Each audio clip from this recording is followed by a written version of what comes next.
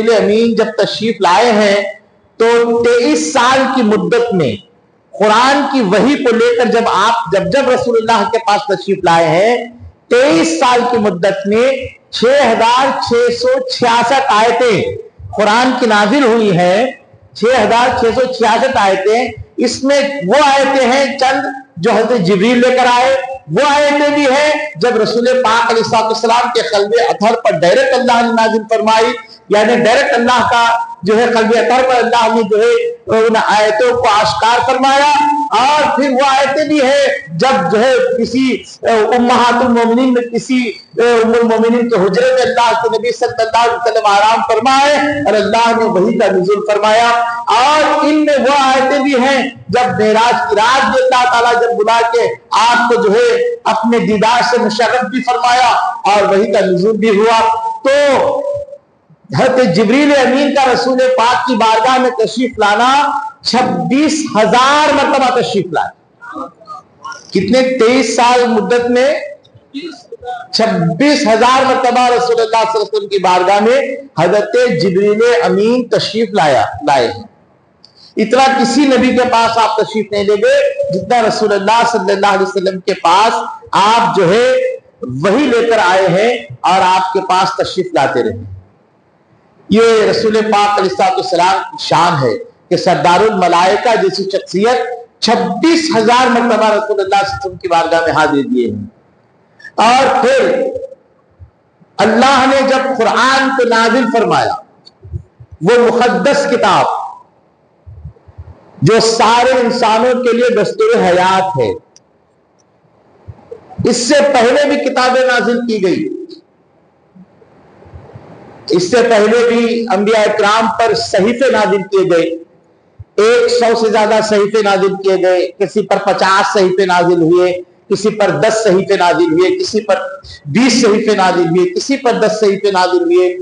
دیگر انبیاء اکرام کے پر حضرت ابراہیم علیہ السلام پر 50 صحیفے نازل ہوئے. 100 سے زیادہ صحیفے نازل ہوئے. پھر کتاب کی شکل میں حضرت موسیٰ پر صحیفے بھی نازل ہوئے. کتاب کی شکل میں توریت بھی حضرت موسیٰ علیہ نبینا علیہ السلام کو کوہ طور پر بلا کر تختیوں پر لکھی ہوئی دی گئی. لیکن اللہ کے نبی صلی اللہ علیہ وسلم کے اوپر قلب اطہر پر قرآن کا نزول ہوا. یہاں پر لکھ کر کسی تختی پر لکھ کر نہیں دیا گیا. آپ کے قلب اطہر پر اللہ نے قرآن کو نازل فرمایا. حضرت موسیٰ علیہ السلام پر توریت نازل ہوئی, حضرت عیسیٰ پر انجیل نازل ہوئی, حضرت داؤد علیہ السلام پر زبور نازل ہوئی. پھر رسول اللہ صلی اللہ تعالیٰ علیہ وسلم پر قرآن مجید کو نازل فرمایا اللہ نے. حضرت موسیٰ پر توریت نازل ہوئی, لیکن حضرت موسیٰ کے ماننے والے لوگ قوم بنی اسرائیل نے اس کتاب کو توریت کو اپنی اصلی شکل میں برقرار نہیں رکھا. حضرت موسیٰ کے دنیا سے تشریف لے جانے کے بعد جیسا چاہا اس کے اندر توریت کے ماننے والوں نے تبدیل فرمائی. انجیل کے ماننے والوں کا حال بھی وہی رہا, حضرت عیسیٰ کے ماننے والوں کا حال بھی وہی رہا, حضرت داؤد علیہ السلام پر نازل ہونے والی کتاب زبور کے ماننے والوں کا حال بھی وہی رہا. لیکن قرآن ایک ایسا معجزہ ہے, رسول پاک علیہ السلام کا ایسا زندہ معجزہ ہے کہ ہمارا نبی بھی آج زندہ ہے اور مقدس کلام اللہ کا قرآن بھی زندہ ہے. اور صبح قیامت تک رسول پاک کا معجزہ زندہ رہے گا. اللہ نے انبیاء اکرام کو معجزے عطا فرمائے. معجزوں کی نوعیت اور شکل الگ تھی. معجزے کچھ مدت کے لیے تھے, کسی کو کچھ دنوں کے لیے معجزہ دیا گیا, اور کبھی کوئی نبی زندہ تھے تب تک کوئی معجزہ تھا. لیکن رسول پاک سارے نبیوں کے سردار ہیں, آپ کو اللہ نے معجزہ دیا بھی تو وہ معجزہ عطا فرمایا. صبح قیامت تک وہ معجزہ باقی رہے گا اور وہ قرآن کی شکل میں رہے گا. قرآن ایک ایسا عظیم معجزہ ہے رسول پاک علیہ السلام کا جو صبح قیامت تک باقی رہے گا اور اپنی روشن تعلیمات سے اللہ کے بندوں کے قلوب کو روشن کرتا رہے گا. قرآن نازل ہوا, رسول پاک علیہ السلام کے قلب اطہر پر نازل ہوا. قرآن کا نزول ایسا نہ سمجھے کہ بہت معمولی ہے. اللہ نے اپنی مقدس کتاب میں اعلان فرمایا کہ اگر یہ مقدس کلام کو اگر ہم پہاڑوں پر نازل کرتے تو پہاڑے اس کی ہیبت سے جلال سے ریزہ ریزہ ہو جاتے. جو بڑے بڑے پہاڑ نظر آ رہے ہیں، پہاڑ پر اگر کہ قرآن کی آیتوں کا نزول ہوتا تو اللہ کے اس کلام کی ہیبت سے وہ پہاڑ رائی کے برابر ریزہ ریزہ ہو جاتے اور اپنی جگہ قائم نہیں رہتے۔ یہ قلب مصطفیٰ کی طاقت ہے کہ کلام الہی کے نزول کو برداشت کر رہے ہیں، ادھر اللہ سے کلام لے رہے ہیں اور ادھر بندوں کو لٹا بھی رہے، ادھر بندوں کو دے بھی رہے ہیں۔ آقا کریم صلی اللہ علیہ وسلم کے قلب اطہر پر اس مقدس کلام کا نزول ہوا جسے قرآن مجید کہا جاتا ہے، اور قرآن یہ پورا انسان کے لیے دستور حیات ہے۔ ماں کی گود سے لے کے قبر کی گود تک ہر لمحہ اس کتاب کے ماننے والوں کی رہنمائی قرآن کرتا ہے۔ کوئی لمحہ قرآن تمہیں تنہا نہیں چھوڑتا مسلمانوں۔ یہ بد نصیبی ہے ان مسلمانوں کی جنہوں نے قرآن کو پسے پش ڈال رکھا ہے، قرآن کو پڑھتے نہیں ہیں۔ آج بڑے افسوس کے ساتھ کہنا پڑتا ہے کہ لوگ یہ سمجھے ہیں کہ قرآن کب پڑھا جائے۔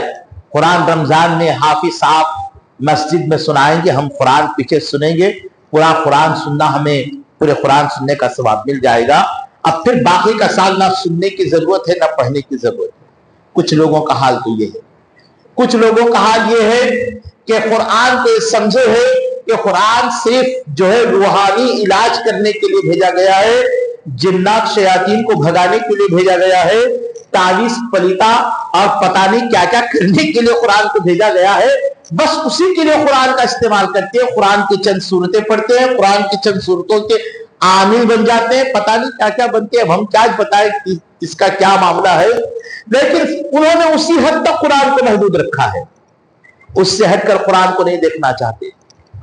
کچھ لوگ وہ ہیں جو قرآن کے اندر قرآن کی اس نظریے کو دیکھتے ہیں جو پوری دنیا کے اندر رسول پاک علیہ السلام نے نظام حیات کو قائم فرمایا تھا، نظام زندگی کو قائم فرمایا تھا۔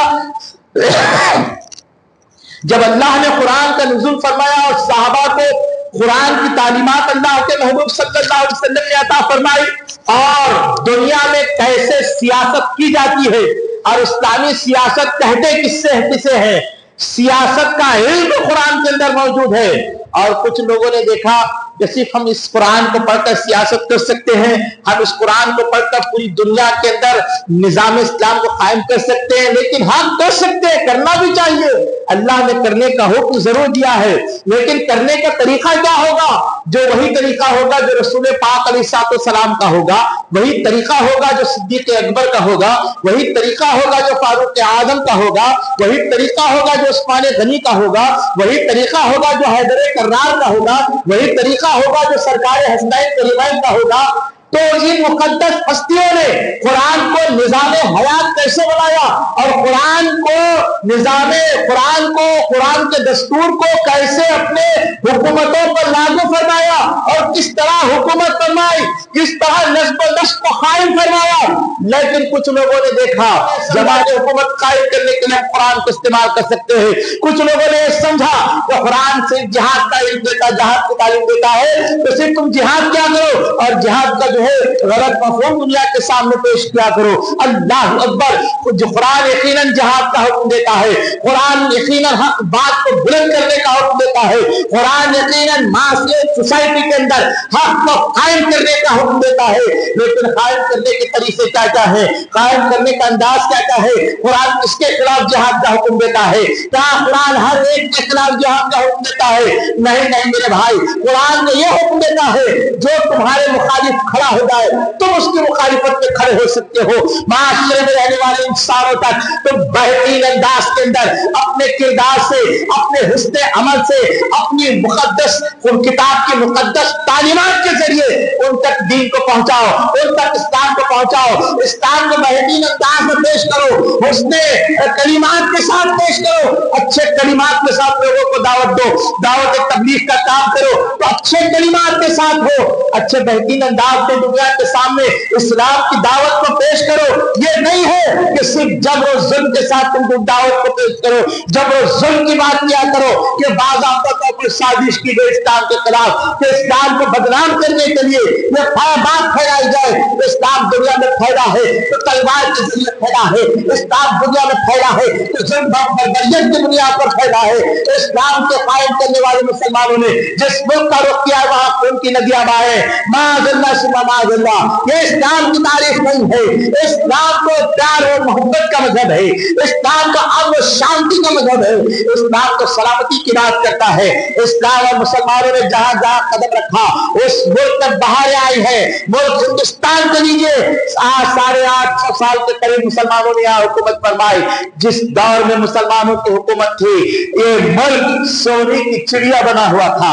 यही वजह थी कि तन के गोरे मन के कालों ने बुरी निगाह डाली मुल्क पर और मुसलमानों से शामत अमाल की बुनियाद पर मुल्क को छीन लिया और फिर उसके बाद यहाँ पर जुल्म बर्बरियत के बाजार को गर्म किया। क्या क्या हुआ हम उस तारीख को दोहराना नहीं चाहते, क्योंकि हमारा मौजू नहीं है। आज हमारा मौजू है मुकद्दस किताब कलाम कुरान, जिसे आज हम रमजान के मुकद्दस अय्याम में हुफ़ाज़ किराम की ज़बान मुबारका से समाअत फरमा रहे हैं। क्या हमारी जिम्मेदारी इतनी है कि सिर्फ हम रमजान के 30 दिनों में कुरान को सुने और कुरान पर अमल करें, कुरान को सुने और सुनकर सिर्फ चले जाएं मस्जिद से? क्या कुरान की तालीमात पर अमल करना हमारे लिए जरूरी नहीं है? कुरान के मज़ामिन और मफ़ाहिम को समझना हमारे लिए जरूरी नहीं है? क्या साल भर हम कुरान की तालीमात से हम दूर रहे, कुरान को हम पढ़ने से दूर रहे? और कुछ लोगों ने यह समझा है कि कुरान सिर्फ इसलिए हमें दिया गया है, कुरान मुकद्दस किताब इसलिए दी गई है कि हमारे यहाँ अगर किसी का इंतकाल होता है, बाप का इंतकाल होता है, दादा का इंतकाल होता है, तब कुरान पढ़ा जाता है। अगर कोई नजात के आलम में है बाप दादा, तो उसके करीब बैठ के सूरह यासीन शरीफ पढ़ लो, कुरान पढ़ने का हक अदा हो गया। अगर कोई इंतकाल कर जाता है, ज़ियारत में एक मर्तबा कुरान खत्म करा दो। मदारिस के बच्चों को बुलाकर, खुद के बच्चे भी कुरान नहीं पढ़ते, जिसका इंतकाल हुआ उसके बच्चों को भी मैंने देखा कि कुरान नहीं पढ़ते।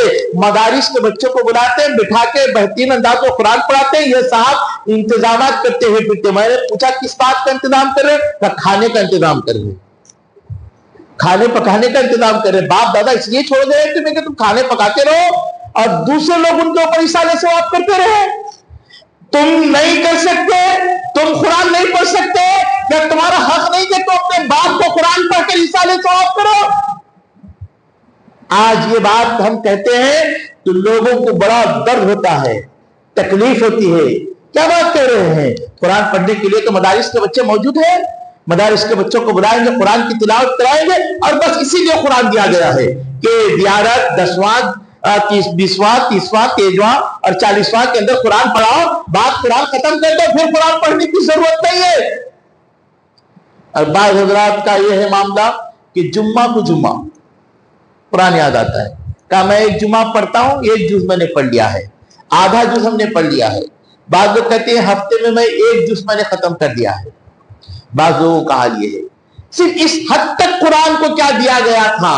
कुरान को दस्तूरे हयात है, पूरी जिंदगी के लिए है। माँ की गोद से लेकर कब्र की गोद तक रहनुमाई करने वाली किताब है। और इतनी मुकद्दस किताब को जब दिया गया तो उसके जिस नबी पर इस कुरान को नाजिल किया गया, वो नबी ने कुरान से मोहब्बत करने का कैसा हुक्म फरमाया? अल्लाह के नबी सल्लल्लाहु अलैहि वसल्लम फरमाते, आज हर इंसान चाहता है कि सबसे बेहतर मैं बनूं, सबसे अच्छा मैं बनूं, अच्छे कपड़े मेरे पास हो। ख्वाहिश होती है कि नहीं होती है? बोलिए, होती है ना? अच्छे कपड़े मेरे पास हो, अच्छी गाड़ी मेरे पास हो, अच्छा घर मेरे पास, अच्छा बंगला मेरे पास हो, दौलत मेरे पास हो, माशरे सोसाइटी के अंदर सबसे अच्छा मैं समझा जाऊं, सबसे अच्छा मैं जाना जाऊं। क्या बात नहीं होती? बोलिए, हर इंसान चाहता है कि सबसे अच्छा मैं बनूं, लेकिन सुनो, अच्छा इंसान वही है जिसे अल्लाह उसके रसूल अच्छा कहे। अच्छा इंसान वही है जिसे अल्लाह उसके रसूल अच्छा कहे, बेहतर कहे। और हमने देखा कि रसूलुल्लाह सल्लल्लाहु अलैहि वसल्लम ने फरमाया कि तुम में सबसे बेहतरीन शख्स वो है, तुम में सबसे अच्छा इंसान वो है जो कुरान को सीखे और दूसरों को सिखाए। आज कितने लोग अच्छा बनने की कोशिश करते हैं। उम्रें गुजर गई, 40-50 साल की उम्र गुजर गई, लेकिन फिर भी कुरान को सही तरीके से पढ़ना नहीं आता, तजवीद के साथ पढ़ना नहीं आता, सीखना नहीं चाहते। क्या सीखना नहीं चाहते? नहीं सीखना चाहते। बार बार उलमा बताते हैं, हुफ़ाज़ इकराम बताते हैं कि कुरान को सही तरीके से पढ़ना चाहिए, कुरान को तजवीद के साथ पढ़ना चाहिए, कुरान को उसका हक अदा करो, तरतीब के साथ पढ़ो। अल्लाह के नबी सल्लल्लाहु अलैहि वसल्लम ने फरमाया कि आहिस्ता आहिस्ता रुक रुक कर कुरान को पढ़ा करो, पूरे हुकूक कुरान के अदा किया करो। जब तुम उसका हक अदा करोगे तब तुम्हें अल्लाह बरकतों से नवाजेगा। आज कहते हो कि बरकतें नहीं है, आज कहते हो कि मुसलमानों के ऊपर मुसीबतें टूट रही हैं, आज कहते हो कि मुसलमानों पर बलाएं आ रही हैं, लेकिन तुम बरकतों से कितने दूर हो, तुम अल्लाह के फजल और करम से कितनी दूर हो, तुम अल्लाह के मुकद्दस कलाम से कितनी दूर हो। अगर बंदा अपने रब से बात करना चाहे, अब बंदा अपने रब से गुफ्तगू करना चाहे, बंदा अपने रब के पास अपने माफी जमीर को रखना चाहे, तो उसके लिए और कोई तरीका नहीं है, उसके लिए सिर्फ कुरान की तिलावत है। तो कुरान की तिलावत करने लग जाए और ये समझे कि मेरा जो कुछ ज़मीर है, मेरा जो कुछ मैं कहना चाहता हूं अपने रब से, आज अल्लाह ने मौका दिया है, मैं कुरान की तिलावत कर रहा हूं, अल्लाह ताला की बारगाह में अपनी बात रुके रखा। आज कोई करने के लिए तैयार नहीं है। आज इस मुकद्दस किताब को सिर्फ रमजान शरीफ के तक हमने मखसूस कर रखा है। बाज़ लोगों का हाल है कि रमजान शरीफ के अंदर तरावी में सुनने के अलावा कुरान को खत्म करते हैं। एक आध कुरान खत्म कर लिया, 2 कुरान खत्म कर लिए, कोई ज्यादा मेहनत कर लिया तो 2-3 कुरान खत्म कर लिया। कहते हैं कि मैंने इस रमजान 3 कुरान खत्म किया, 2 कुरान खत्म किया। यह हाल तुम्हारा है। तुम जानते हो हमारे अकाबरीन बुजुर्गों का हाल क्या था? हम जिस इमाम की तकलीद करते हैं, इमाम आजम अबू हनीफा नुमान बिन साबित रज़ी अल्लाह तबारक व तआला, 30 साल तक, कितने साल तक? 30 साल तक हर रात एक रकात में पूरा कुरान खत्म करवा देते। हर रात में एक रकात में पूरा कुरान खत्म करवा देते। और ये सिर्फ इमाम आजम की बात है, इनके फॉलोअर्स के हम देखते इतने इम्मा, इतने बुजुर्गाने दीन है जिन्होंने हजारों लाखों कुरान खत्म कर दिए अपनी जिंदगी के अंदर। कभी सोचने पर मजबूर होता हूं, जब मैं पढ़ने लगता हूं, याद था ये लोग जिंदगी कब करते थे, इन लोगों ने शादियां कब की, इन लोगों ने दरसे हदीस कब दिया, ये लोग कुरान को पढ़ना कब सीखे, ये मदारिस कब गए, इन्होंने कुरान को पढ़ा कब, इतने हजार मरतबा इतनी जिंदगी में कि छोटी सी जिंदगी में इतने लाख मरतबा कुरान कैसे खत्म कर पाया? अकल काम नहीं करती। जहां अल्लाह के महबूब बंदों की बात होती है वहां अकल का दखल नहीं होता। हजरत अली के मुर्तजा रज़ी अल्लाह तबारक व तआला का वाकया है। क्या फरमाते हैं कि घोड़े की जो जीन बांधते हैं और उसके ऊपर जब कदम रखते हैं जीन के ऊपर, तो एक रकात पर जब कदम रखते हैं, दूसरे रकात पर कदम रखने से पहले एक कुरान खत्म कर दिया करते, एक कुरान को खत्म कर दिया करते। कुरान की बरकतें देखो, लेकिन आज हमारा ताल्लुक कुरान से कितना दूर है। इसीलिए डॉक्टर इकबाल ने कहा था, वो जमाने में मुअज़्ज़ज़ थे मुसलमान होकर, जमाने में वो इज्जत वाले लोग थे, मुसलमान बनकर रहते थे। हम खार हुए तारीख कुरान होकर, हमने कुरान को छोड़ दिया, हमने कुरान को पसे पुछ डाल दिया। आज शर्म महसूस होती है, उम्र बढ़ जाती है, हम कहते हैं तुम तजवीद क्यों नहीं सीखते, कुरान पढ़ना क्यों नहीं सीखते? कहते हैं शर्म आती है। अब इस उम्र में जाए मदरसा, छोटे छोटे बच्चों के हाफिजों के सामने बैठकर हम कुरान पढ़े, क्या हुआ? बताओ मुझे क्या हुआ? जब कुरान नाजिल हुआ था, अबू बकर सिद्दीक की उम्र क्या थी? जब कुरान नाजिल हुआ था, फारूक आजम की उम्र क्या थी? क्या बच्चे थे कि इब्तिदा से कुरान सीखे? वो तो बहुत बड़े उम्र वाले थे। और कुरान पढ़ने के मामले में साहबा की बात करूं, हजरत सैयदना फारूक आजम रज़ी अल्लाह तबारक व तआला ने सूरह बकरा रसूलुल्लाह सल्लल्लाहु अलैहि वसल्लम से 12 साल पढ़ी। कितने मरतबा? बोलिए कितने साल? क्या हजरत उमर से भी बढ़कर चलूं? ये शैतान का धोखा है, یہ نفس کا دھوکہ ہے، نفس نے تمہیں دھوکہ دے رکھا ہے، اللہ اس کے رسول کی بارگاہ سے دور رکھا ہے۔ حضرت عمر جیسی شخصیت سورہ بقرہ 12 سال پڑھ سکتے ہیں، تو ہم ہماری پوری زندگی قرآن پڑھنے میں گزار دیں تو کون سی بڑی بات ہے؟ قرآن سیکھنے میں گزار دیں تو کون سی بڑی بات ہے؟ بتائیے مجھے۔ اتنی مقدس کتاب، اتنی پاک باز کتاب، اور ایسی مقدس کتاب تاریخ میں آپ پڑھیں گے ایسی کتاب کوئی دوسری آپ کو نہیں ملے گی۔ آپ کوئی کتاب بازار سے خریدیے، اس کتاب کو پڑھیے، اگر پڑھنے کا ذوق ہے ایک مرتبہ آپ پڑھیں گے، کتاب کے مضامین، کتاب کے مفاہیم، کتاب کے کا مضمون بہت اچھا لگے، بہت پسند آئے، آپ دوبارہ پڑھیں گے کہ اس میں فلاں بات بہت اچھی لکھی ہے رائٹر نے، فلاں بات بہت اچھی لکھی ہے، فلاں چیز پر اچھی خاصی بحث کی ہے، فلاں چیز کو اچھی طرح دلائل کے ساتھ ثابت کیا ہے۔ آپ اس کتاب کو دوبارہ پڑھیں گے۔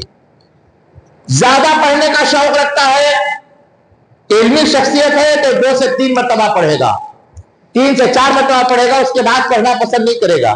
کہا کہ میں نے 4 مرتبہ میں نے کتاب ختم کر دی، تم پوچھو میں بتا دوں گا کتاب میں کیا لکھا ہے کیا نہیں لکھا ہے، اور کتنی بار کتاب پڑھوں۔ 4 مرتبہ کے بعد کوئی پڑھنا پسند نہیں کرے گا۔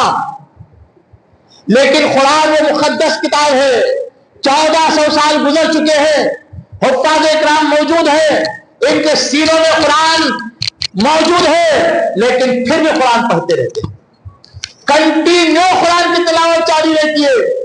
اور قرآن کا یہ معجزہ ہے کہ جب تم پڑھو گے وہ تمہیں روحانی لذت دیتا رہے گا، تمہیں روحانی سکون ملتا رہے گا۔ تم روحانی سکون حاصل کرنا چاہتے ہو کہیں اور مت جاؤ، قرآن کی تلاوت کرو۔